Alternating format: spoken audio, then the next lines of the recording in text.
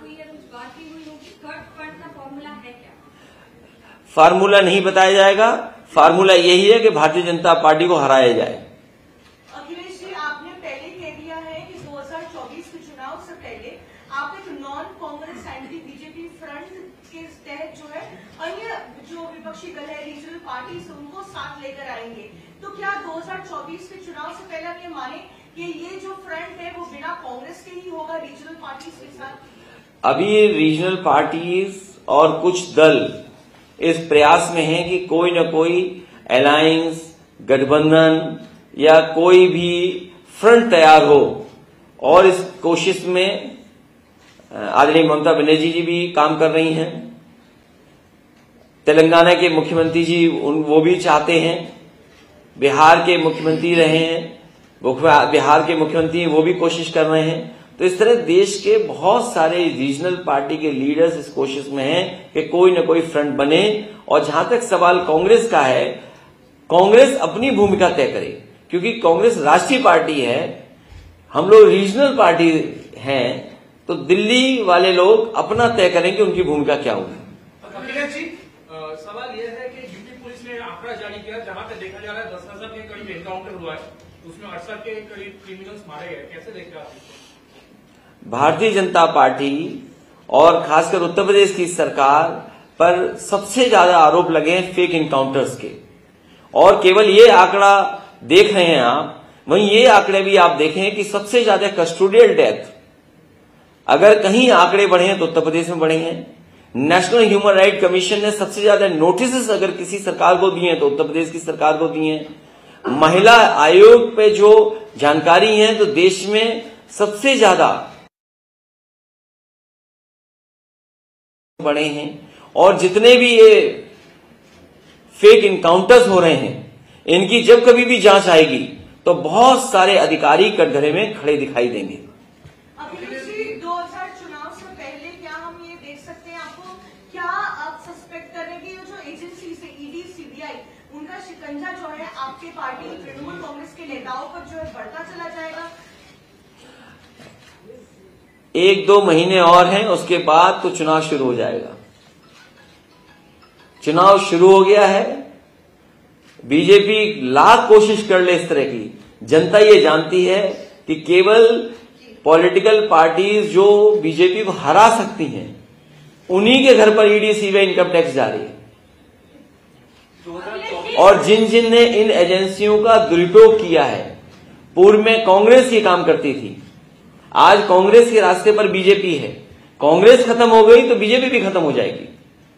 अखिलेश जी, कांग्रेस से जब फ्रंट के बारे में बात होता है, हम देखते हैं पार्लियामेंट में आप लोग एकजुट होकर काम करते हैं, वहां पे टीएमसी नहीं जाता है, लेकिन समाजवादी पार्टी की तरफ से आप लोग ईडी के खिलाफ कभी जाते हैं धरना प्रदर्शन करने, कभी पार्लियामेंट में गांधी मूर्ति की तरफ जाते हैं।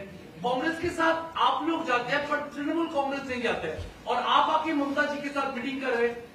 कैसे फॉर्मूला में आ रहे हैं? See, on the floor of house जो फ्लोर कोऑर्डिनेशन है वो अलग चीज है। कई बार कुछ मुद्दों पर सब एक साथ आ जाते हैं, लेकिन जो जमीन की लड़ाई है वो अलग है। अखिलेश जी, 19 के इलेक्शन के समय कई मुद्दे थे, जैसे उसके बाद एनआरसी था और राम मंदिर था, या इस तरह के जो राष्ट्रीय मुद्दे हैं, इस समय आपको क्या 2024 के प्रमुख मुद्दे जो सोकॉल्ड थर्ड फ्रंट के सामने क्या क्या है? अभी सबसे बड़ा मुद्दा है कि जाति जनगणना होनी चाहिए। बीजेपी का 2014 का नारा था अच्छे दिन, और फिर बीजेपी के लोग ये नारा दे रहे हैं सबका साथ, सबका विकास और सबका विश्वास और सबका प्रयास। सबका प्रयास तभी शामिल होगा जब जाति जनगणना होगी, और इसके लिए मैं समझता हूं देश के बहुत सारे दल दक्षिण भारत से लेकर के और एक कोने से दूसरे कोने तक लोग उसके पक्ष में हैं। जाति जनगणना होनी चाहिए, उसके पक्ष में है। बिना उसके सामाजिक न्याय संभव नहीं है, और जितना भी प्राइवेटाइजेशन होगा उतना ही बाबा साहब भीमराव अम्बेडकर जी के दिए हुए अधिकारों का हनन होगा। ये अधिकार छीने जा रहे हैं, और अधिकारों की लड़ाई पूरे देश में लोग चाहते हैं। याद कीजिए आप ओल्ड पेंशन स्कीम को लेकर के, हालांकि यहां परिस्थितियां अलग है बंगाल में। जैसे ही उत्तर प्रदेश में ओल्ड पेंशन का सवाल खड़ा हुआ, राजस्थान ने उसको स्वीकार कर लिया, हिमाचल में भारतीय जनता पार्टी की सरकार चली गई, बहुत सारे प्रदेश उस दिशा में काम कर रहे हैं। तो मैं समझता हूं ये तमाम वो मुद्दे हैं जिन मुद्दों का भारतीय जनता पार्टी को जवाब देना पड़ेगा। तो क्या इस बार का चुनाव जातीय जनगणना और शूद्रों पर आधारित होगा सर? देखिए, जो चुनाव होने जा रहा है कई तरह के मुद्दे चलेंगे, कुछ दिखाई देंगे मुद्दे, कुछ नहीं दिखाई देंगे। उत्तर पूर्वी राज्यों में भाजपा का अच्छा प्रदर्शन रहा, अब कर्नाटका में भी इलेक्शन है, इसको आने वाले जो प्रदेशों में इलेक्शन है इनको कैसे देख रहे हैं? क्योंकि आप कह रहे हैं कि विपक्ष जो है मजबूत हो रहा है, लेकिन भाजपा की पकड़ वहीं बनी। देखिए, अगर आप बीजेपी के हिसाब से देखेंगे तो बीजेपी तो कह रही थी कि सब कुछ जीत लेंगे, वो कहां जीते हैं वो लोग।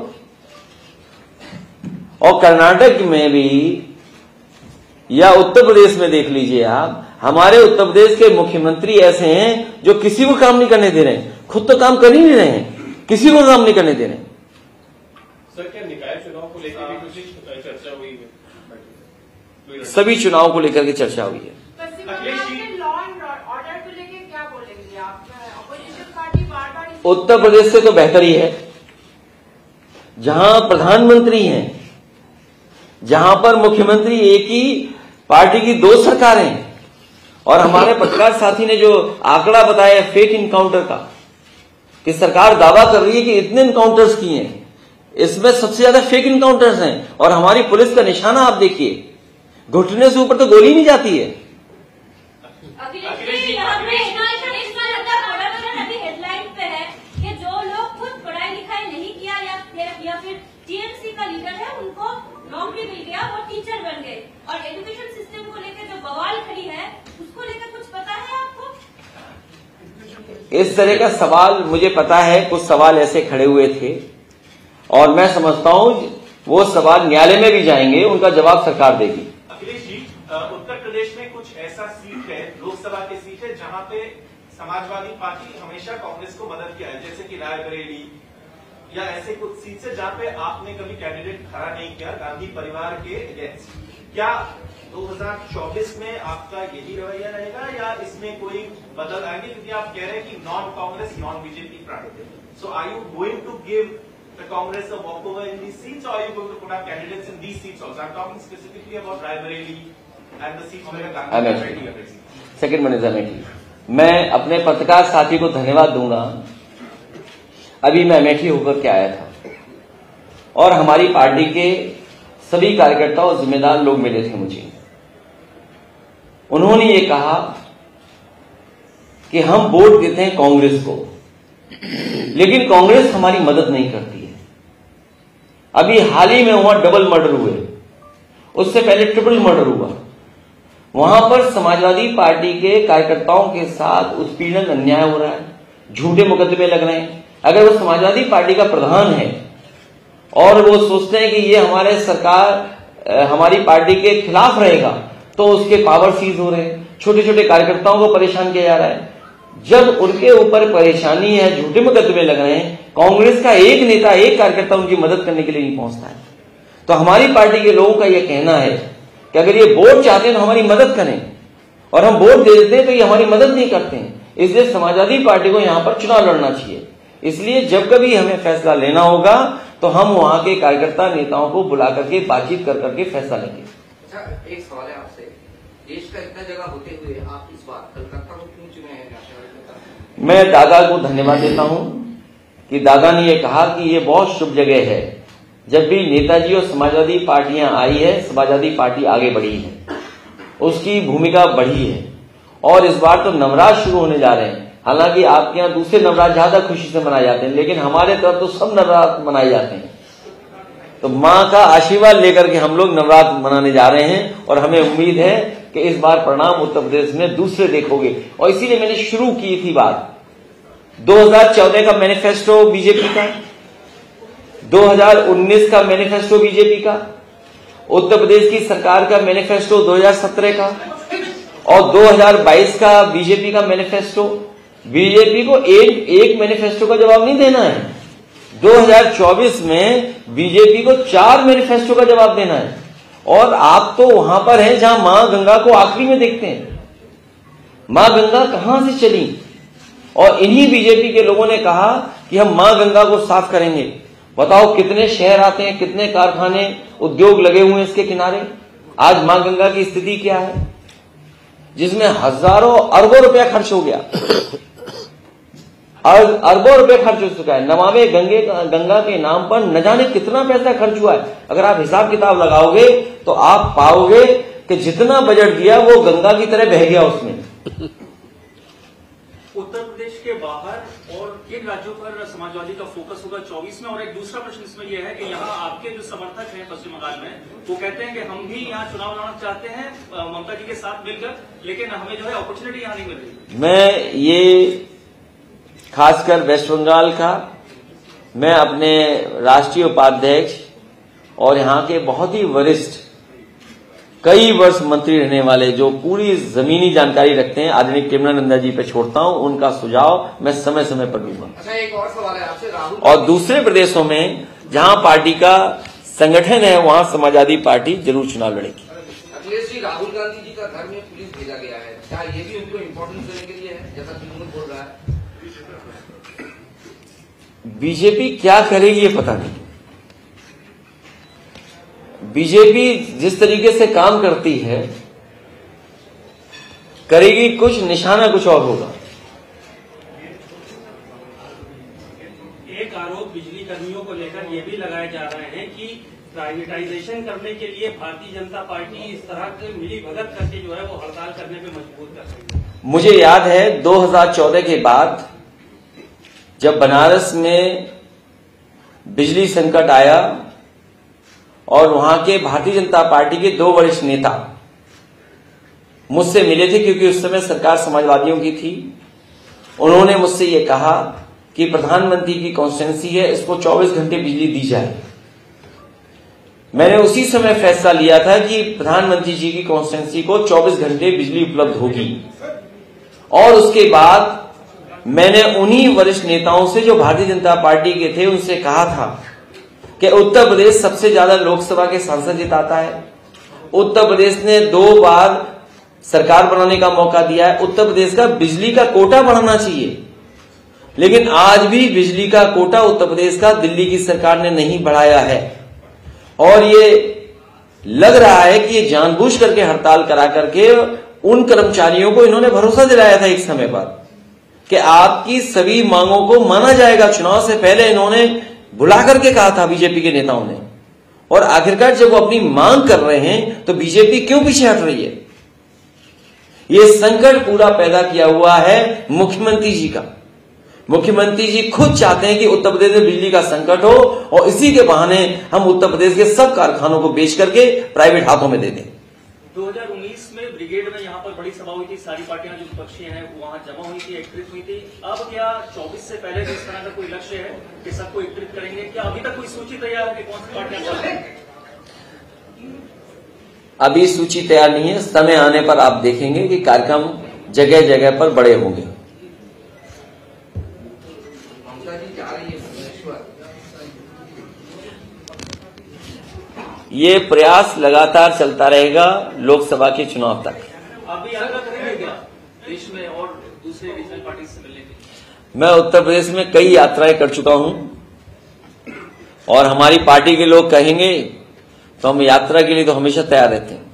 सर, ये जो एग्जीक्यूटिव बॉडी की मीटिंग हुई है, इसमें क्या मुख्य आर्थिक और सामाजिक डिस्कशन और क्या निर्णय लिए गए? देश के सामने संकट इतना बड़ा है जिसकी हम और आप कल्पना नहीं कर सकते हैं।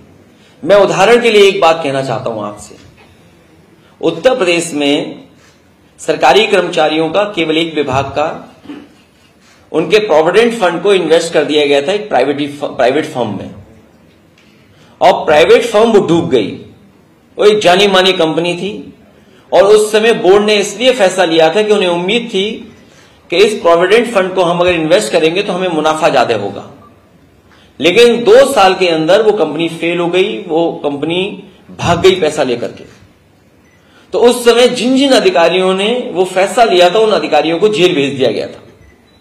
ईडी जांच हुई, इनकम टैक्स के छापे पड़े, सीबीआई जांच कर रही है। मैं वही बात दोहराना चाहता हूं। भारतीय जनता पार्टी के लोग दावा करते हुए थक नहीं रहे थे और वो एक बात कहते थे कि देखिए भारतीय जनता पार्टी की आर्थिक नीतियां इतनी अच्छी हैं कि देखिए भारत का एक उद्योगपति दुनिया में नंबर 2 पर पहुंच गया है, और जब लोकसभा का चुनाव आएगा तो वही उद्योगपति नंबर 1 पर हो जाएगा। ये गर्व की बात होगी। भारतीय जनता पार्टी ने इस बात का प्रचार किया। जिस तरीके से वो G20 का पूरे देश में घूम घूम करके प्रचार कर रहे हैं, आज बताइए वो उद्योगपति कहां है?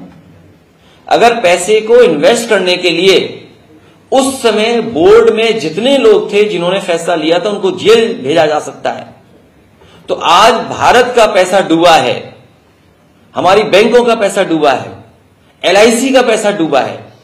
क्या भारतीय जनता पार्टी उत्तर प्रदेश में अधिकारियों को जेल भेजा था? क्या SBI के और LIC के बड़े अधिकारियों को जेल भेजेगी कि नहीं भेजेगी? ये सबसे बड़ा सवाल है। और हमारी सीमाएं जिस तरीके से सिकुड़ रही हैं, जिस तरह से सूचनाएं मिल रही हैं सीमाओं को लेकर के कि लगातार देश के सामने संकट है, उसको भी सही तरीके से भारतीय जनता पार्टी देश के सामने नहीं रख रही है। और देश में चरम सीमा पर महंगाई, पूरे देश में कहा गया था कि महंगाई कम होगी। आज बताइए डीजल पेट्रोल की कीमत कहां है? इसका मुनाफा कहां जा रहा है? अगर डीजल पेट्रोल से जो मुनाफा पहुंच रहा है वो आखिरकार किसके पास जा रहा है? इसी तरह किसान को कहा गया था कि आय दोगुनी हो जाएगी। आप बताइए आय क्या किसानों की इस महंगाई में दोगुनी हो गई? उत्तर प्रदेश में आलू का जो किसान है वो बर्बाद हो गया। अभी जब बजट पढ़ा गया उत्तर प्रदेश में तो कहा गया कि आलू खरीदने के लिए 1000 करोड़ रुपए रखे गए हैं। मुझे लगा कि 1000 करोड़ जब बजट में पैसा रखा गया तो किसानों का मुनाफा देकर के आलू खरीदा गया होगा। सबसे ज्यादा आलू कन्नौज में, फरक्काबाद में, आपके कानपुर देहात में, और देश का सबसे अच्छा आलू अगर कहीं होता है उत्तर प्रदेश में तो वो आगरा के आसपास एतमादपुर और उस तरफ होता है, खंदौली इलाके में। एक भी आलू कन्नौज से भारतीय जनता पार्टी की सरकार ने नहीं खरीदा। और बिजली का संकट हो गया तो सोचिए कोल्ड स्टोर्स की क्या हालत होगी।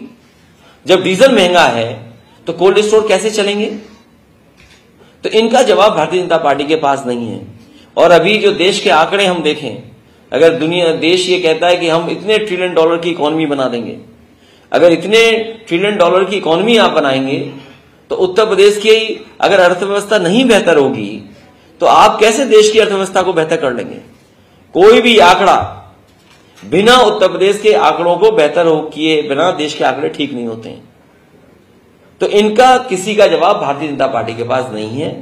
इसीलिए वो जनता को गुमराह करने के लिए समय समय पर नई चीजें करते हैं। मीडिया का साथ ले लेते हैं, अखबारों का साथ ले लेते हैं। मैं ये आपको कह सकता हूं, मेरी खुशी की बात है कि पिछला चुनाव जब हुआ था, देश की इकलौती समाजवादी पार्टी होगी जिसने एड पर 1 रुपया नहीं खर्च किया। टीवी पर एड पर 1 रुपया खर्च नहीं किया, अखबार के एड पर 1 रुपया नहीं खर्च किया। और अगर सोशल मीडिया का आप निकालेंगे, वो तो ओपन प्लेटफॉर्म है, सबसे कम खर्चा अगर किसी पॉलिटिकल पार्टी ने किया था तो वो समाजवादी पार्टी थी। और समाजवादी पार्टी ने एक उदाहरण पेश किया देश में कि इतनी बड़ी पार्टी के सामने, उनके इतने बड़े मैनेजमेंट के सामने अगर कोई मुकाबला कर सकता है तो समाजवादी पार्टी। और समाजवादी पार्टी को बदनाम करने के लिए आपको याद होगा कि एक इत्र कारोबारी, उनके यहां 250 करोड़ रुपए निकले थे, 250 करोड़ रुपीस कैश। और जब जानकारी मिली भारतीय जनता पार्टी को कि गलत जगह छापा मार दिया, और जब जानकारी सच्चाई सामने आई तो सोचिए भारतीय जनता पार्टी का डिजिटल इंडिया, उन्हें छापा मारना था पीजैन के यहां और छापा मार दिया पीजैन के यहां। कानपुर का एक पीजैन थे कन्नौज में, उसी नाम के थे कानपुर में। तो उनकी छापा मारने वाली जो एजेंसी है ईडी, सीबीआई, इनकम टैक्स, वो कन्नौज न जाकर के कानपुर पहुंच गई और बीजेपी ने अपने ही नेता के यहां छापा मार दिया। आपके यहां तो थोड़ा बहुत छापा मारा है, लेकिन वहां 250 करोड़ रुपए निकले थे। वो बीजेपी का नेता था। जातीय जनगणना की आप बात करें, इससे क्या प्रभाव 24 पर पड़ सकता है? इसको क्यों इतना जोर दे रहे हैं? पूरे देश के दल चाहते हैं। और मुझे याद है जिस समय कांग्रेस पार्टी की सरकार थी और जिस समय कांग्रेस के समय पर सेंसस हो रहा था, देश के प्रधानमंत्री मनमोहन सिंह जी थे, उस समय नेताजी और शरद यादव जी, आदरणीय लालू प्रसाद यादव जी और दक्षिण भारत के जितने भी पॉलिटिकल पार्टीज के नेता थे, सब सोनिया गांधी जी से मिले थे, मनमोहन सिंह जी से मिले थे।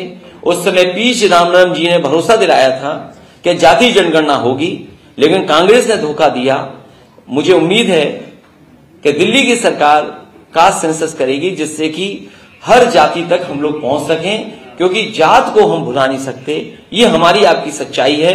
और मैं एक बात और कहना चाहता हूं, जो मूल भावना थी आरक्षण देने की मंडल कमीशन की, उस मूल भावना से भारतीय जनता पार्टी भाग रही है और उसने हमारा और किसी का कंपटीशन खत्म कर दिया।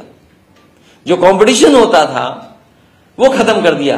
अगर आप मेरिट देखेंगे तो आज पिछड़ों की मेरिट ज्यादा है, जो जनरल में आ रहे हैं उनके बराबर मेरिट में पिछड़े भी पहुंच गए। ये भारतीय जनता पार्टी वो है, अपने स्वार्थ में उन्होंने हमारा कंपटीशन भी खत्म करा दिया।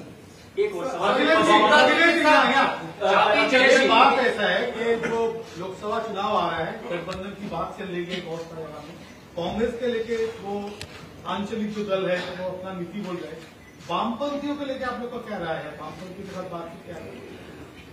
वो भी अपनी भूमिका तय करे, जैसे कांग्रेस अपनी भूमिका तय करे, वैसे ही वो दल भी मिलकर के अपनी भूमिका तय करे। तो आप लोग क्या आने वाले चुनाव में, क्योंकि उनका भी कुछ स्टेट में है, अच्छा उनका भी परफॉर्मेंस है, तो आगे आने वाले दिनों में लेफ्ट पार्टी को क्या आप लोग वहां से मिलेगा और उनसे बातचीत करेंगे 24 में एक साथ आने की? अभी फिलहाल इस तरह की कोई प्रस्ताव हमारे दल में नहीं आया है। वो बड़े दल रहे हैं और एक बड़ा दल है, इसलिए वो अपनी भूमिका तय करें। भाजपा एक जनगणना को लेके, कास्ट सेंसस को लेके ममता जी से आपकी कोई बात हुई है क्या? इस पर उनसे बात नहीं हुई है, लेकिन दक्षिण के बहुत सारे नेता, मैं उनसे मिला हूं, वो जाति गणना चाहते हैं और देश की जो बड़ी संख्या में आबादी है वो इस भावना से जुड़ती है।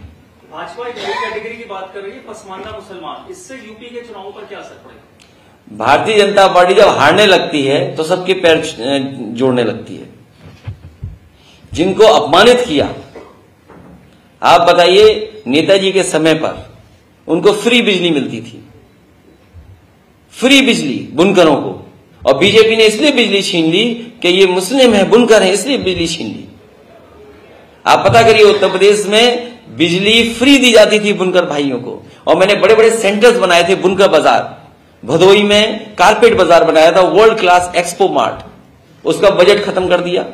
नोएडा में जहां पर बड़ा सेंटर है, नोएडा सेंटर है, जहां की जमीन हजारों एकड़ की है, वहां पर बुनकरों के लिए एक सेंटर बनाया था मैंने, वो सेंटर बंद कर दिया।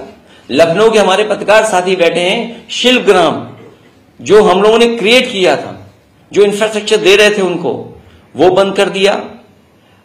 सबसे बेहतरीन उत्तर प्रदेश में साड़ियां अगर कहीं बनती हैं, वो आजमगढ़ के पास मुबारकपुर में बनती है, वहां पर साड़ी बाजार दिया था और सुविधाएं बिजली की देने लगे थे, अन्य सुविधाएं स्वास्थ्य को लेकर के दे रहे थे, पेंशन दे रहे थे, वो सब बंद कर दिया। और मुझे याद है, स्किल डेवलपमेंट के लिए दुनिया की जो बड़ी बड़ी कंपनियां हैं, जो हमारे बुनकर हैं, जो कारीगर हैं, उनको बेहतर सिखाने के लिए और ट्रेन करने के लिए मैंने सेंटर बनाए थे, वो सेंटर भी बंद कर दिए। तो उनसे क्या उम्मीद करोगे भारतीय जनता पार्टी से? ये भारतीय जनता पार्टी केवल धोखा देना जानती है। नहीं, वो जानते हैं, वो धोखा देना जानते हैं। ये न्यायपालिका को लेकर भी सवाल उठाए गए हैं कि उसको जो है वो समाप्त करने की कोशिश कर रही भारतीय जनता पार्टी। जो रेजोल्यूशन आपका रखा गया था उसमें तमाम चीजें रखी गई इस तरह की कि संकट कहीं न कहीं न्यायपालिका पर। कोई भी संस्था नहीं बची है जिसमें भारतीय जनता पार्टी दबाव न बनाए या हस्तक्षेप न करे। ने कहा है अभी जो न्यायपालिका की बात हुई है, कई जजेस ने अपनी जो कॉलेजियम है उसके ऊपर अपनी राय दी थी, तो उन्होंने कहा ये जो एक्स रिटायर्ड जजेस हैं, ये यहाँ के जुडिशियल सिस्टम को पूरा खत्म करना चाहते हैं, मतलब जो भी उनके विपक्ष में राय दे रहा है उसके ऊपर भी एलिगेशन लगा जाए, जजेस भी नहीं बचे सुप्रीम कोर्ट या हाई कोर्ट। ये कई बार इस तरह के सवाल उठे हैं, ये अभी से नहीं, कई बार इस तरह के सवाल उठे हैं। अखिलेश जी, ये पहला मौका है जब शिवपाल यादव इस बार कार्यकारिणी की बैठक में शामिल हुए थे, तो थोड़ा अंतर आएगा ये लगता है उत्तर प्रदेश से आपको व्हाट्सएप आया होगा। वो अब हमारे साथ हैं और पूरी तरीके से हमारे साथ मिलकर के हम लोग काम करेंगे। और आपको याद होगा जिस समय मैनपुरी का इलेक्शन चल रहा था उस समय हमारे मुख्यमंत्री जी फिजिक्स पढ़ाने लगे थे, कुछ पेंडुलम की बात करने लगे थे, और देखिए कैसा परिणाम आया कि जिस विधानसभा से हमारे चाचा जीत करके आते हैं उस विधानसभा ने 1 लाख से ज्यादा वोट से समाजवादी पार्टी को जिताने का काम किया था। दूसरा सवाल, इस बार पहली बार नेताजी के बिना राष्ट्रीय कार्यकारिणी बैठक हुई है, बतौर आप राष्ट्रीय अध्यक्ष, क्या अंतर संगठन के लिए होगा, क्या संदेश होगा संगठन के? देखिए, हम जितने लोग यहाँ पर हैं वो नेताजी के आशीर्वाद से हैं हम लोग, और नेताजी के ना रहने का दुख हम सब लोगों को रहा, लेकिन नेताजी ने विरासत में जो हमें समाजवादी आंदोलन दिया है, इस आंदोलन को हमें आगे बढ़ाना है, यही हमने संकल्प यहाँ पर लिया है। चुनाव से पहले कोई चेहरा आएगा या कटआउट चेहरा लाएगा चुनाव के बाद? हमारे पास बहुत सारे चेहरे हैं, अच्छे चेहरे हैं, कोई भी आ जाएगा।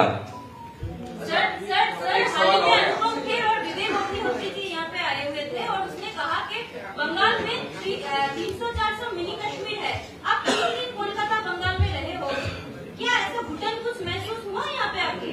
मुझे तो हर चीज यहाँ की अच्छी लगी। वो पता नहीं किस नजर से वो लोग देखते हैं।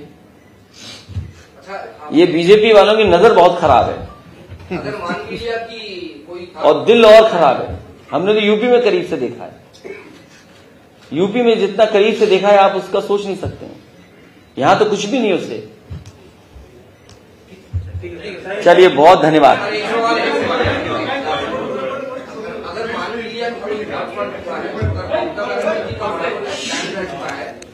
पश्चिम बंगाल में जो 42 सीट्स है, एक भी वो किसी को नहीं छोड़ेगा, ये उनका स्टैंड है बार बार। हम उनके साथ हैं और जब कभी कोई बात होगी तो हम बात कर लेंगे, हम उनके साथ हैं। चलिए, बहुत धन्यवाद आप सब लोग।